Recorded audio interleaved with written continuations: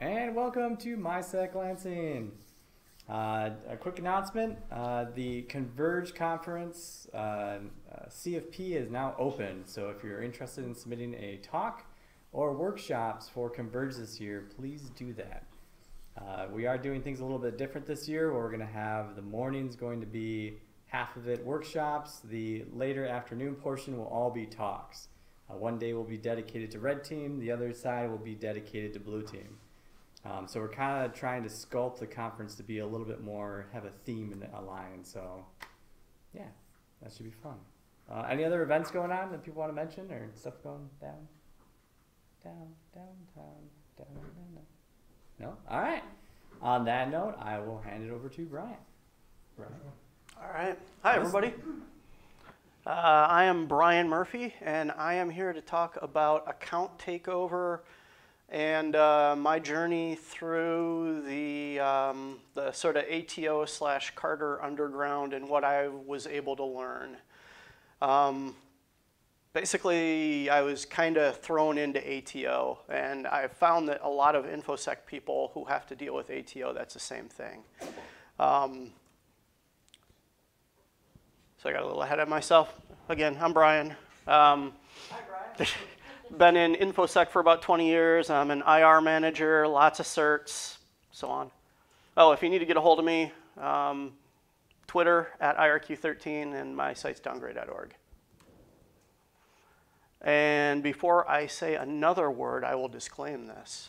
The views expressed in this presentation are mine and mine alone, and they do not reflect that, or they may not reflect that. They very well may, but it would be coincidence if this reflected the views of my employer, past, present, or future.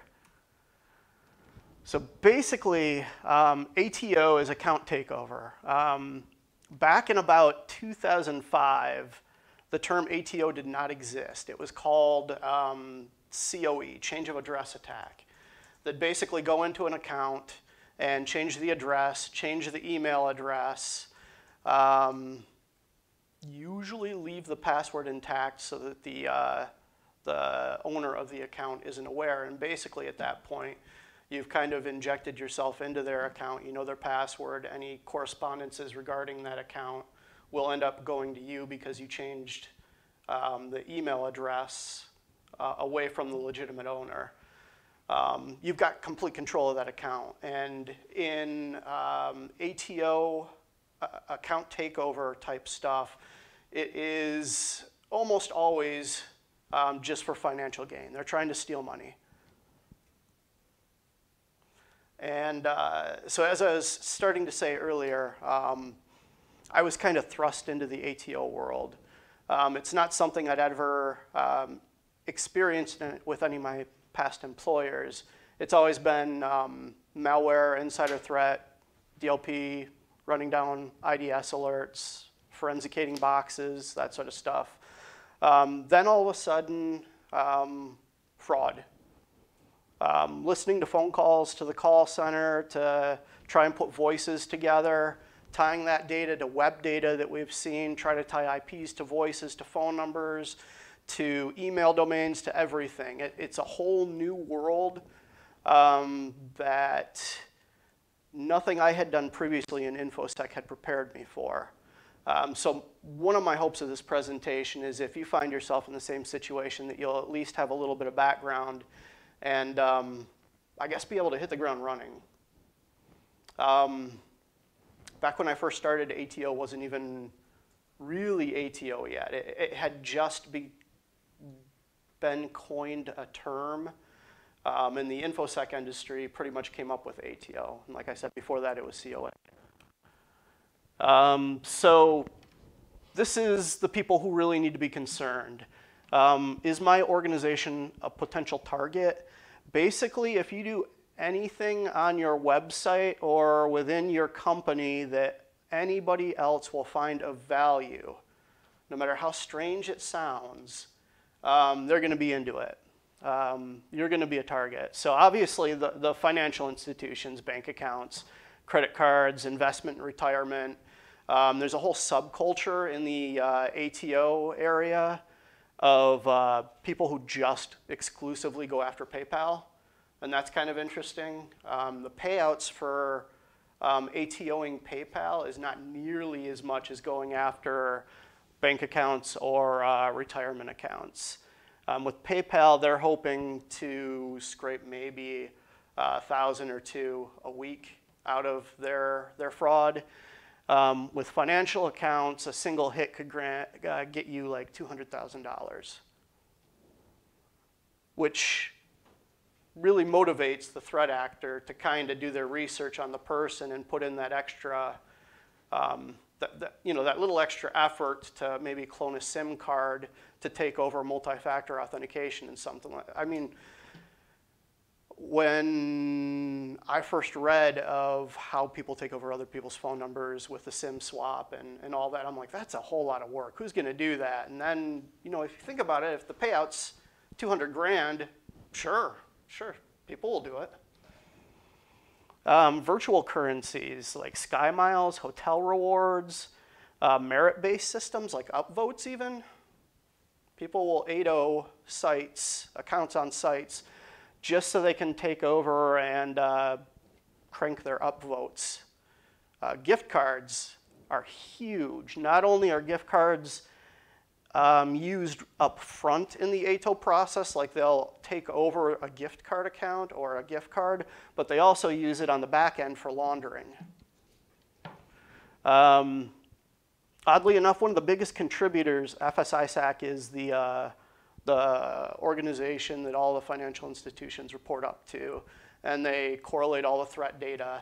One of the biggest contributors on the Intel forums for FSISAC is not a financial institution, it's Target, because they have gift cards, and they are targeted more than most financial institutions. So just because you're not a bank doesn't mean you're not going to be targeted. The ATO Attack Phases, this is something that just recently became formalized. And it's pretty straightforward. Token gathering, token usage, and then cash out. Token gathering is basically getting the credentials you need, getting a way into the target account. Within ATO organizations, it's actually kind of rare that the social engineer who's talking on the phone is the same guy as the hacker who's logging into the account, is the same guy as the I guess, overseer. I don't know. There's different I guess, lieutenants at different levels in the larger, like, organized organizations. And in those larger organizations, it is actually kind of rare that one person perform the same job because they want to find people who are good at social engineering and talking on the phone and making things up as they go along. And those may not necessarily be the same people who are good at hacking the accounts and credential stuffing and things of that sort. So token gathering is usually done by, they call them the hackers. But the one part of an ATO team is the hackers. So there's 3 ways they can do that. Session theft. This isn't used as often. This is where you find a session that wasn't properly terminated, and you can sort of inject yourself into that session within the web application that you're targeting. If you can manage to get your hands on cookies, either on the wire or from the victim's machines, sometimes that'll give you a little edge. A lot of organizations that use multi-factor authentication will have an option that says, remember this device. Remember this device is stored in a cookie on the client system. So if you're targeting that client's account and they've got that cookie, you can take it over. Farming or cracking an established session, a little harder. Credential theft is where most of it comes from. They'll purchase it from the dark web. They'll do credential stuffing, which is really fruitful. Brute forcing, malware, social engineering. They'll actually pose as the company of the account that they're trying to steal, or as a competitor, or the social engineering scams for credential theft in relation to ATO are almost endless, and I stopped being surprised, but continue to be impressed at the creativity of some of these. And then there's system or process weakness within the website that is being targeted for account takeover. So if your account or your password reset or your forgot password has weak logic, if there are conditions in which you can sort of throw usernames at forgot usernames and it gives a different message if the username is valid or not, that sort of stuff that the OWASP tells you you aren't supposed to do, they'll use it to good effect. So token gathering, the very easiest way, and the way that most people who do ATO, they just go out to the dark web or some of these deep web sites that are auth-only, non-index sort of thing, and they'll just buy them. I mean, here you'll see, what is that, $5 for fulls, $3 for fulls. And these are, full SSNs, addresses, everything. And then in the upper right, December of 2017, there's a compilation list that was released of a whole bunch of past breaches where it was literally like 1.1 billion credential pairs, plain text passwords, email addresses. And we still use that frequently. Like if we can't find out where this customer's credentials may have been leaked from, we'll go to have I been pwned or this list, and we'll see, oh yeah, that email address associated with this customer has been on 6 breach lists, and here's their password. So, I mean, that's where the credential stuffing comes in. You take one of those 1.1 billion credential pair lists, and you throw them into the go-to credential stuffing tool, Sentry MBA. So Sentry MBA is beautifully evil, I guess would be the word.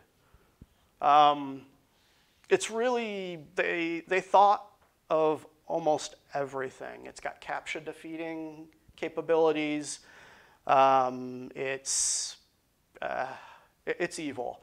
So basically you start with 3 files. The first 2 files are constant. You basically use them in every campaign you've got for credential stuffing. That's your credential pair list, which was on the last screen. Your VPN list is all of your either SOC 5 VPNs or your SSL VPNs. You put your authentication in there and connection info, and then the site config. So you have 1 config per site that you're targeting. If you go to Sentry MBA's website, there are 1,500 stock ones targeting just about every bank you could think of in just about every country, PayPal, all kinds of stuff. And that site config basically tells Sentry MBA how to interact with the web application to provide the passwords and what to expect on a successful versus a failed login. And it just records as it goes. The evil genius behind it is that if you're on the receiving end of a Sentry MBA attack, it's really hard to detect because it is plowing through that VPN list. And even if it's going to try multiple credentials for the same user, it's going to come from a different IP, a different VPN IP, each time it does it. So basically, if you've got 1,000 VPNs and 2,000 credential pairs, you're going to see each IP twice as it cycles through. And that's going to be really hard to detect because it's likely going to be a different user each time with that IP.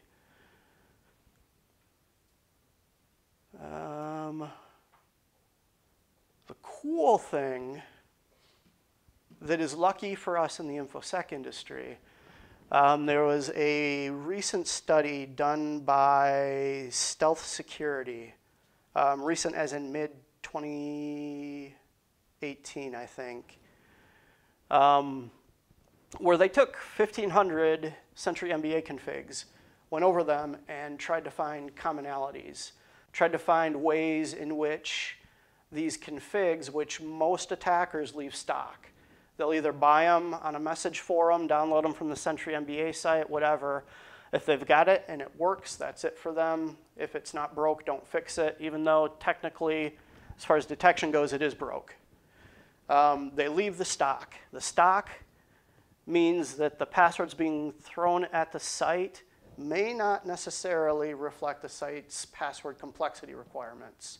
So this is something that you'd probably have to do in code on your web application. If you see a high number of passwords being thrown in it that don't meet your password complexity rules, that might be an indicator that you're being attacked with Sentry MBA. In 96.5% of the configs, that was the case.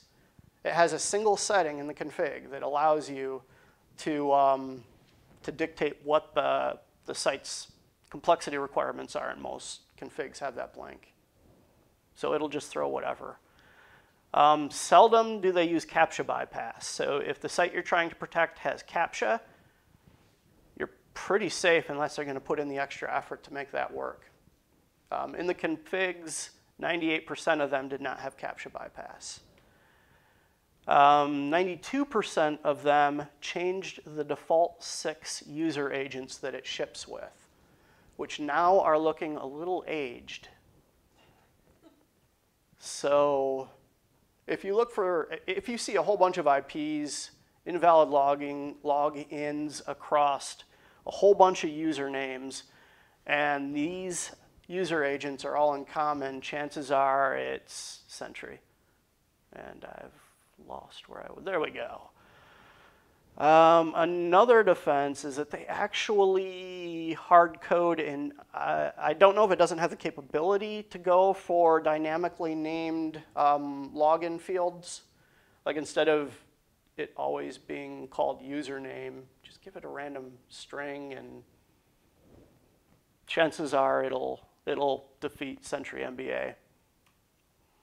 And here's the user agents. So the fraud groups, some of the more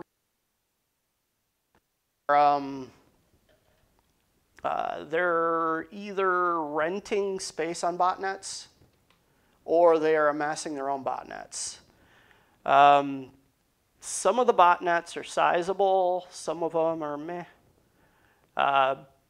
Most of them these days that the ATOers seem to be going after, from what I read on the forums, is IoT type stuff. Lots of router attacks.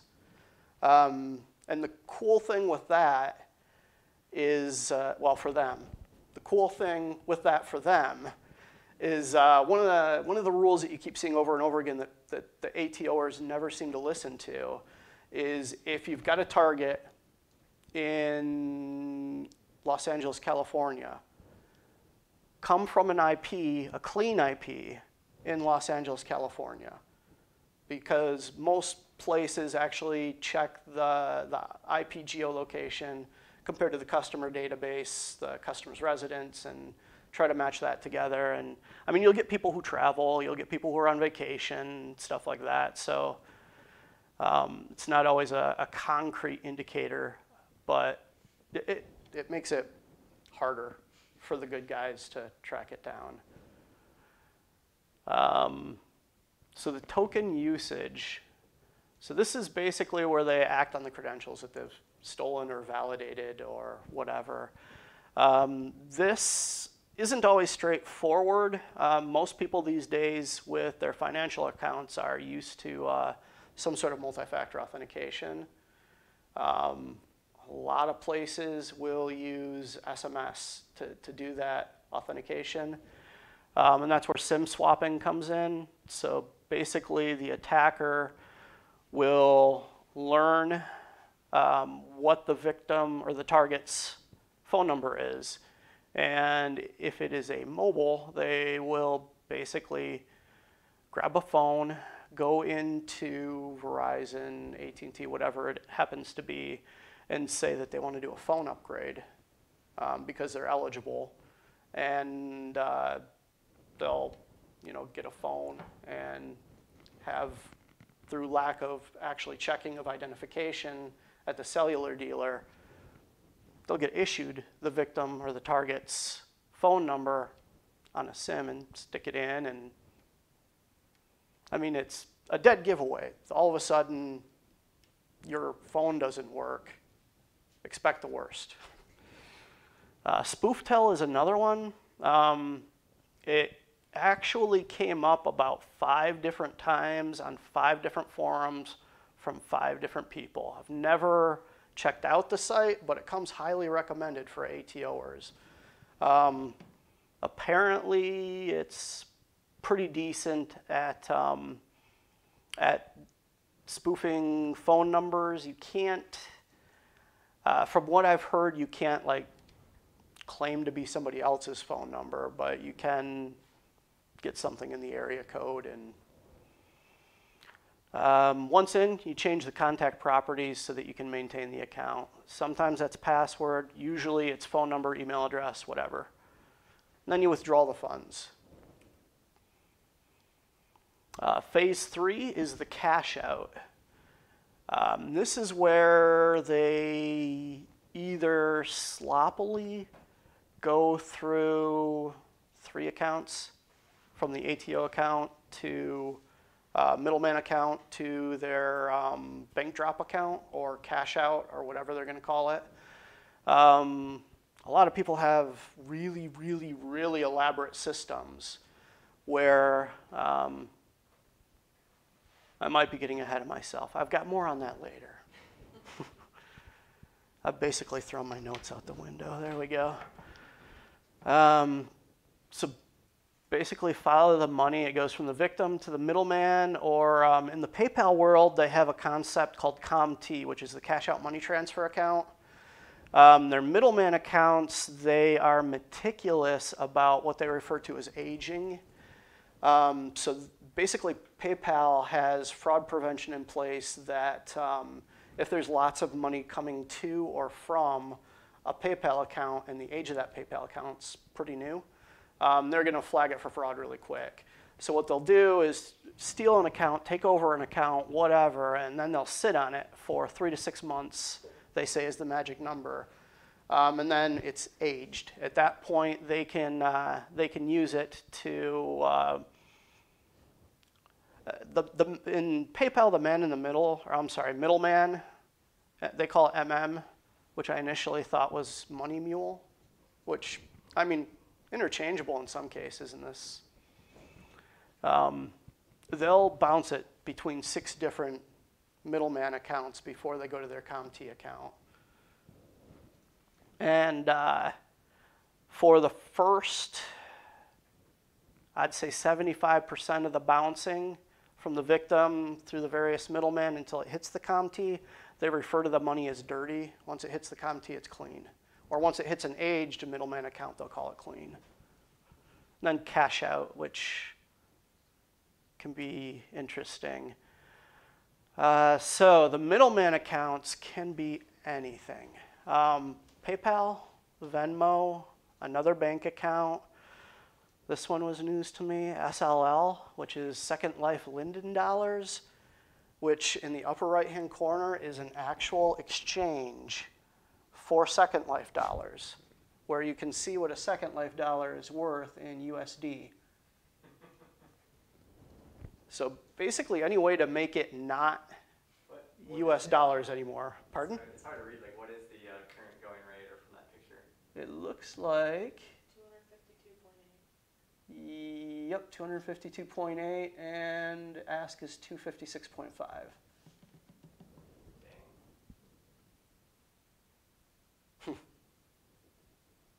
Seems inflated. MoneyGram, Western Union, payday checking services. It's used occasionally, but most fraudsters see that as too risky. Western Union especially has been ramping up their anti-fraud and anti-money laundering.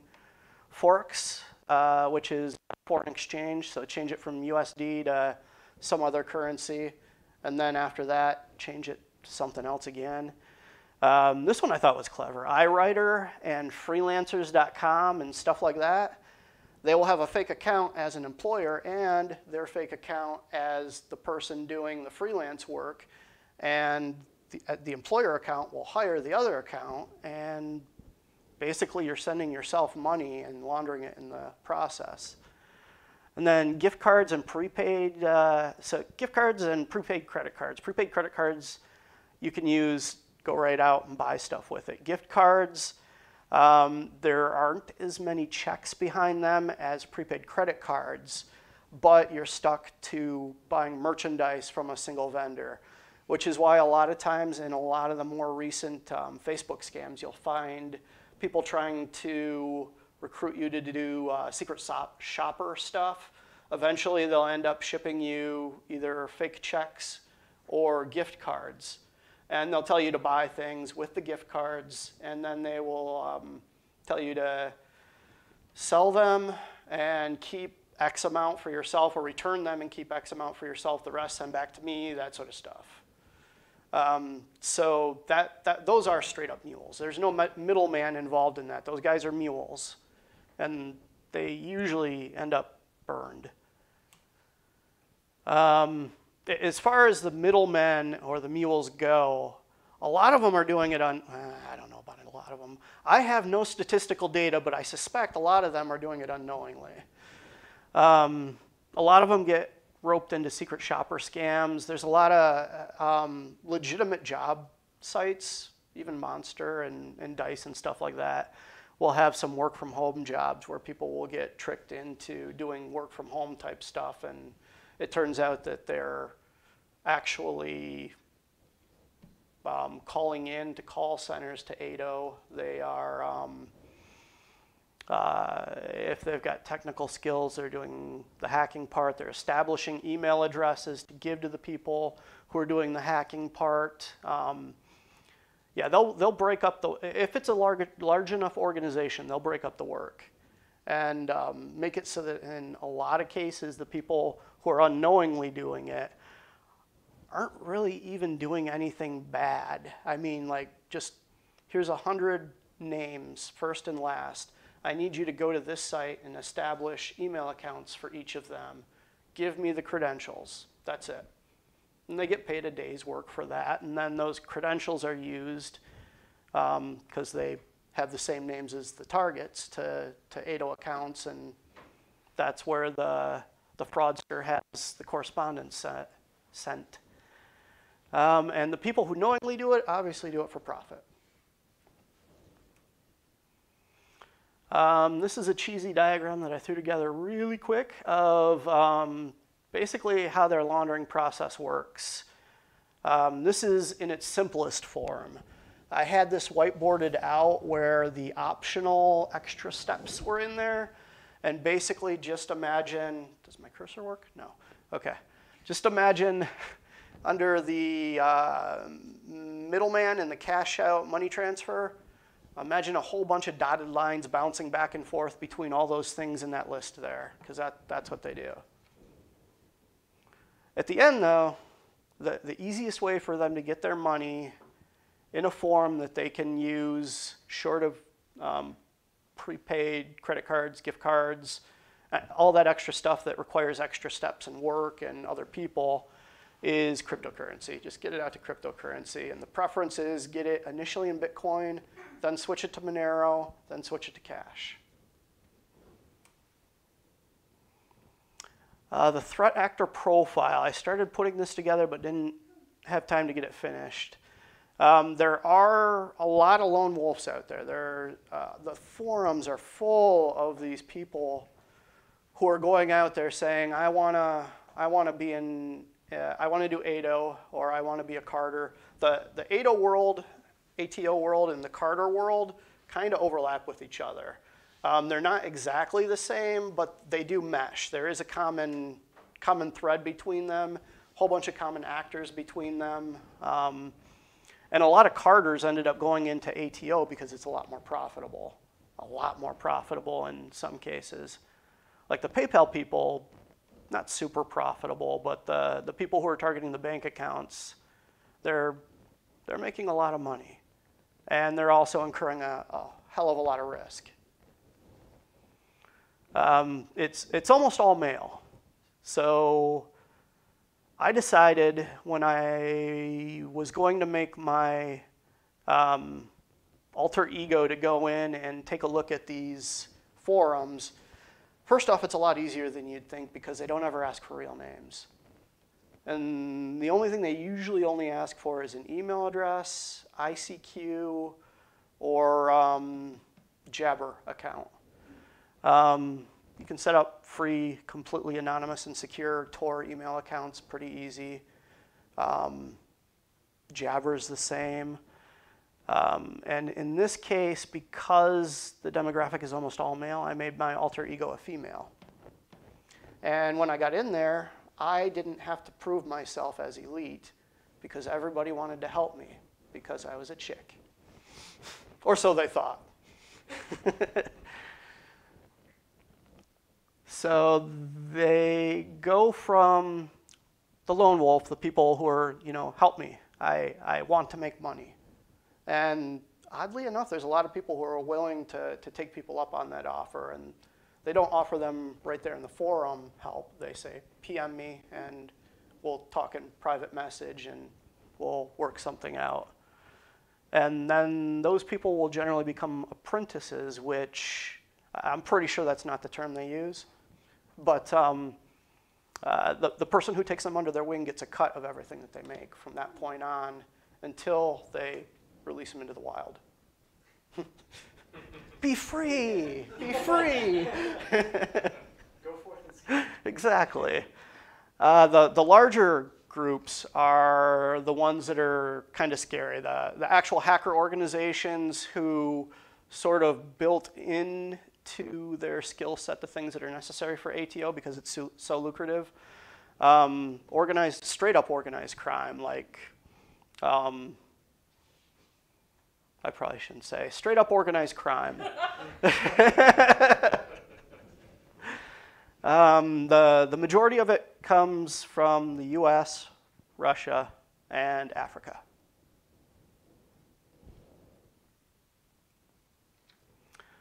So they give a whole lot of tutorials on OPSEC for the people who, one last thing about this one. The semi-organized groups is something I thought was kind of interesting. There's a couple forums out there where they started out as just general purpose discussion forums for carters and ATO people. And they eventually morphed into, oh man, what do they call it? I'm drawing a blank, but it's basically like a program where they will, the sponsor or administrator of the given site will say, we've got this service to offer related to ATO, and we want you guys to help.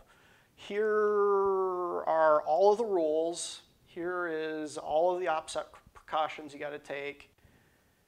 Here is the exact deliverable that you need to give us, and here is what you will make from it. So the forum administrators are actually employing the users. And I don't know, I call that organized because the only allegiance they have to the administrators of that site is they're paying them. It's not like organized crime where they know they'll likely end up dead if they cross them, or OPSEC. So all of the articles and all of the recommendations and all of the posts all seem to point to the same basic stuff. There are 3 ways. I really should have put these in different order so that the 3 ways were in order. 3 ways to actually conduct your ATOing, and that is with a SOX proxy. They call it an RDP. Basically, it's either cloud-based services where you just remote desktop in, or compromised home machines, or legitimate hosting providers where you can kind of scam the hosting provider into giving you a Windows box just long enough to RDP into it and use it to ATO. All of them recommend using virtual machines and not your primary operating system, obviously. Some people go as far as to say to use a separate virtual machine for each account you're targeting so that the cookies are pristine, and if the site goes to query additional cookies that were issued by it and you're targeting other customers, they don't have access to those cookies. And they don't know that, you know. All of them say to use a Mac switcher or changer, and spell check, I love you, CCleaner. It ate the C in front of cleaner. They all say to use CCleaner. And then frequently offered advice that they seldom use. Unix or Tails as your VM. And those are, if you're not familiar with them, those are sort of privacy enhanced versions of Linux. Layer combinations of the above recommendations. So connect to RDP, and then from there do to SOCKS, and then from there connect to a VPN. You know, make it harder. Physical separation, physically separate and dedicated hardware. Some people say don't use a VM. Don't use a laptop that you use for anything else. Get dedicated hardware, put your VMs on that. And that way, if all else fails, you just have to destroy that laptop. And you don't have to worry about killing your data. You don't have to worry about your data being read. You don't have to worry about VM escapes and people getting to your data. It's less worry.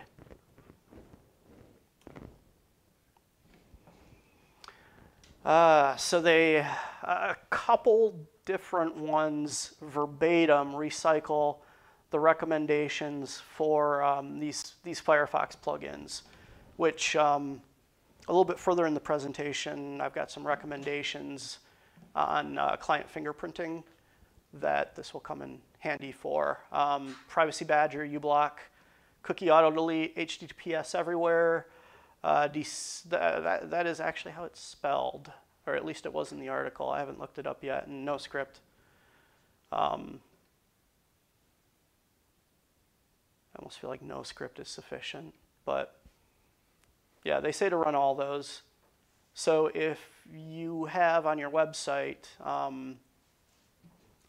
browser fingerprinting sufficient that you can read the plugins installed, if you see any combination of these, chances are you're dealing with a bad dude. So if you are in an organization that fell on that list of people who may be targeted by ATO, but you haven't experienced it yet, these are things that you can do now to prepare for it. The preparation steps involve checking logging at every step to make sure the very last hop of your web traffic has X-Forward 4. If you've got a web application firewall, reverse proxy, load balancer, whatever, each one of those have to have X-Forward 4 enabled on it. And if one of them does not have it, you will not get the actual real IP. You can get it by backtracking through the logs, but law enforcement likes it when all of your logs corroborate and have the same data in them. And it also makes it a hell of a lot easier. X-Forward 4, for the people who don't know, it keeps the original IP as it's sent through something that would normally change it, like the back-end IP of a load balancer or something like that. Make sure your web application provides useful logs. If it doesn't, make it. That usually will result in some sort of development, and that's usually pretty time-consuming. So the sooner you do that, the better. Make sure you define exactly what you would need to properly track down an ATO investigation within your logs. And then take a look at your logs, figure out what the delta is between those, and make the developers do it. Because if this hits you, or when this hits you, you're really going to wish you had done it sooner. Because doing it in the middle of hair on fire, oh my God, the sky is falling, is really not a fun thing to try and do. And then this is a question. I was just going to say get a WAF, do multi-factor auth. But those might not be in line with your risk tolerance, your customer profile. So I posed it more as a question. Do you need a WAF? Or do you need multi-factor authentication? Assess your digital exposure. So get a test account for your website. Run through as a customer would and figure out exactly what that looks like in your logs. And that way you can have log event and screenshot of what that looks like on the site. So as you're looking at logs, you know in relation to like visually what the threat actor is looking at. Pen test. Have a pen test company, external, come in and not necessarily do the normal, you know, I'm looking for SQLI, I'm looking for XSS. Look for flaws in the logic. Again, look at those password reset, those forgot username, look at the login code, or have the pen testers look at the login code, and have them get creative. Try, I mean, you're going to have to give them a scope, but try not to scope them down too much so that if they have to venture outside a little bit, as a threat actor would, they're allowed to. And then assess your human processes and exposure, human/process exposure.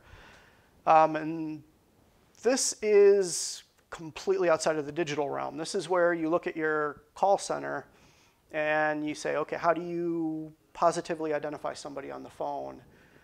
Is that sufficient? Are the things that you're using to positively identify the same fields that one would find in a dump on the dark web, a full?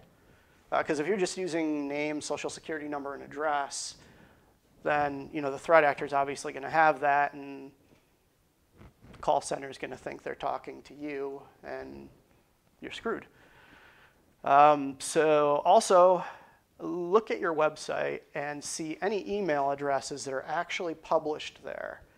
Then likewise, if you've got any forms that you fill out on the email address that when you hit send, it actually sends an email to somebody, figure out where those go and figure out what processes the people who are on the receiving end of those have to deal with ATOs, and see if how the call center, if it's sufficient, screens people and positively identifies them, if that's the same process that the people who are the keepers of those email accounts do it.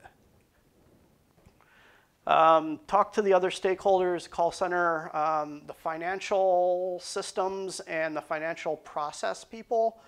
Because a lot of times you'll get freaked out about something, and then you'll talk to the people who own the financial process, and you'll find out that, hey, it's not even really applicable with the way we operate here.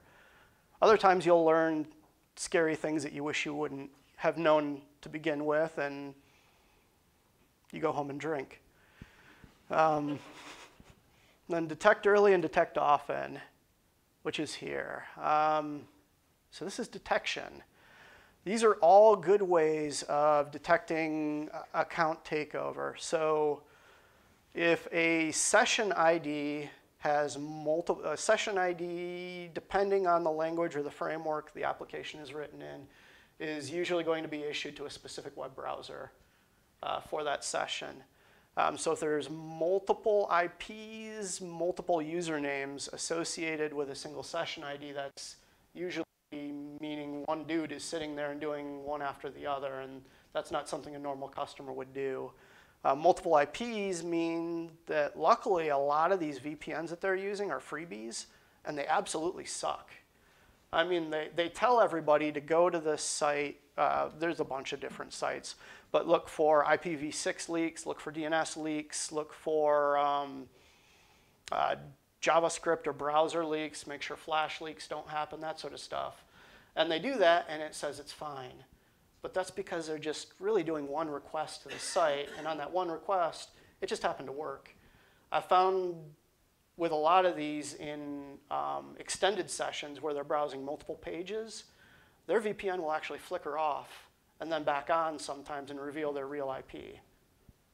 So if you see like a VPN IP in Denver followed by a Nigerian telco followed by a VPN in Denver, chances are you've got a Nigerian threat actor that you're actually dealing with, and hey, you have his IP now.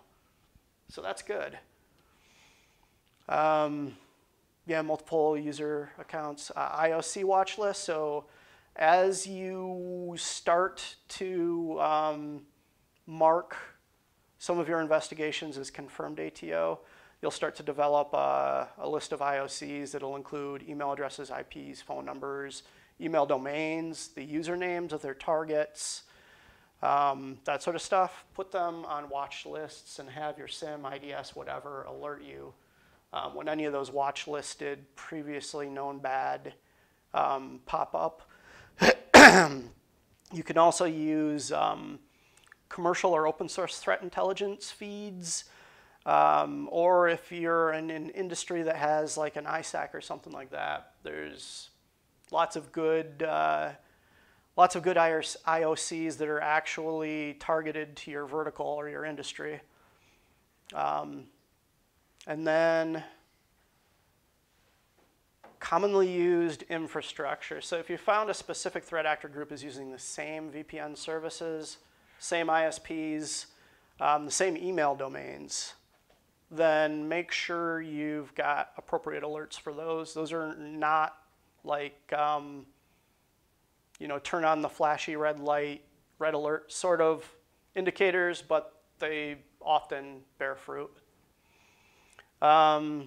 Successful authentication via Tor or a VPN provider. So in this one, the key is successful authentication. You're not necessarily worried about anybody who hits your site using Tor or VPN because you'll be chasing those down all day. You actually want somebody who successfully auths.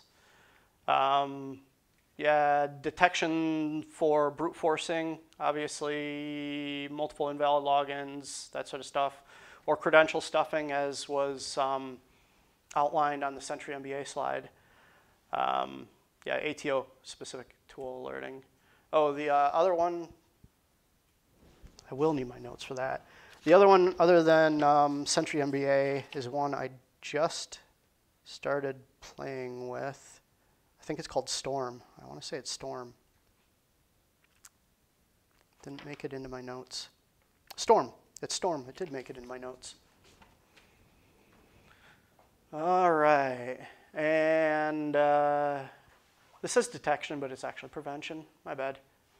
CAPTCHA, rate limits, invalid login lockouts, multi-factor, and then the comparing geography. I talked a little bit about this earlier. IP addresses have geolocations, compare them to the residence of the customer on file. Phone numbers, there are services that will allow you to reverse a phone number. Wow, that was a loud crack. So use those, tie that to the residence. Bear in mind people who move out from another state or another area code will generally port their phone number as they move, so it's not always a super good indicator. And if you're trying to protect credit card numbers, the first 6 digits of every credit card number is called the BIN number, and that actually is sort of, I don't want to say encoded, but the numbers in those first six digits represent the geography, issuing bank, debit or credit, Visa, MasterCard, Amex, all that sort of stuff. You can tell all of that just by the first 6 digits if you know how to read them. So use that to get the geography of the credit card being used and tie that to the residence. There are a lot of specialized tools out there specifically for ATO. These are the sort of things that are usually kind of pricey, and you'll pretty much find these in financial institutions usually only, and probably not much else because of the price tag, but fraud management, multi-factor auth obviously.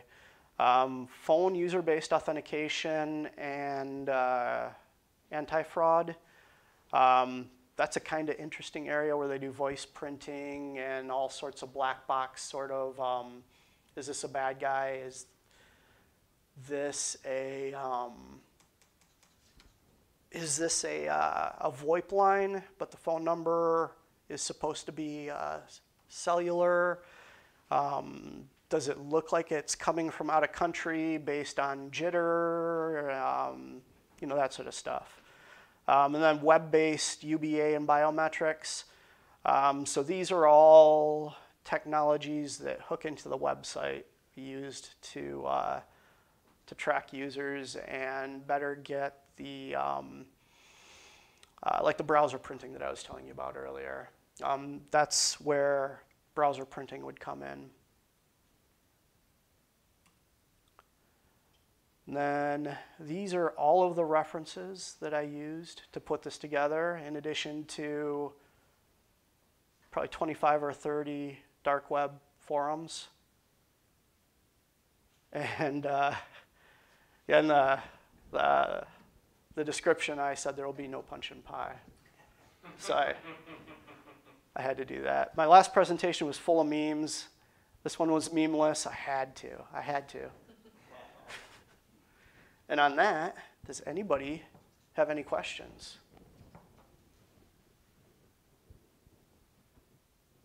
Yes? I guess some questions, some comments. I can give some background to the telcos, cellular carriers, and account takeover there, because I actually worked there for several years and witnessed it firsthand. And not only did we have to deal with the people who had the straight up SIM swaps, but before they were using it for that, iPhones. It was iPhones. They would use the call centers, change the address on file, add new people who are authorized on the accounts, and then they'd have a mule come into a store in New York when the original account started in Michigan and walk out with 12 iPhones, and then we'd get the customers coming in saying, why do I have a $5,000 cell phone bill? Yeah, those 12 iPhones are probably going to sell, and Yeah, and one of the other things too that definitely pointed towards the whole, more group-based stuff is that, especially earlier on, I think it's less now with the particular phones. They've opened them up to be a little more unlockable. Yes. But when it was first occurring, those stolen phones would never be able to be used in the U.S., so they were going overseas. Okay. For sure. And I think the biggest news story I saw was a couple whose apartment in Portland, they had $1 million worth of iPhone inventory that they got busted for. So they were like a warehouse for that before they went into the shipping in Portland. Wow. That's interesting. I might have to pick your brain later on the cell phone angle. I'm interested in that. Yes? From the internet. Nothing Asking good about can come from the internet. how long it takes overall to detect like an ATO attack. To detect? Yeah. It depends. We have detections in place that are pretty much like as it happens, we get the alert, and then it's triaged. So before a threat actor even has an opportunity in most cases to try and take money out, we've already caught them and restricted the account and whatnot. So if you've got appropriate detection capabilities in place, you can catch them in real time. Thank you. Yep. Any other questions? Any other bingos? All right, cool. That's what we got. All right, Thanks, thank you guys. guys.